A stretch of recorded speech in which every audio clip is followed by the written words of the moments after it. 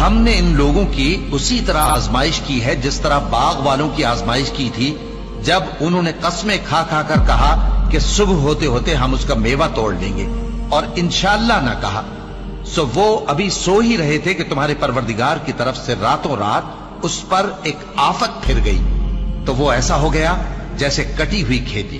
پھر جب صبح ہوئی تو وہ لوگ ایک دوسرے کو پکارنے لگے کہ اگر تم کو کاٹنا ہے تو اپنی کھیتی پر سویرے ہی جا پہنچو۔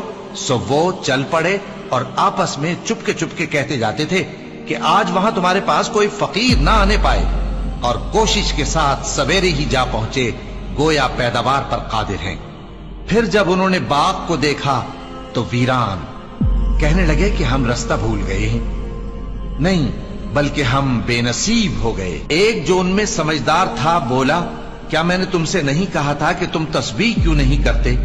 دوسرے کہنے لگے کہ ہمارا پروردگار پاک ہے، بے شک ہم ہی قصوروار تھے۔ پھر لگے ایک دوسرے کی طرف رخ کر کے ملامت کرنے، کہنے لگے ہائے شامت، ہم ہی حد سے بڑھ گئے تھے، امید ہے کہ ہمارا پروردگار اس کے بدلے میں ہمیں اس سے بہتر باغ عنایت کرے، ہم اپنے پروردگار کی طرف رجوع کرتے ہیں۔ دیکھو عذاب یوں ہوتا ہے، اور آخرت کا عذاب سب سے بڑھ کر ہوگا، کاش یہ لوگ جانتے ہوتے۔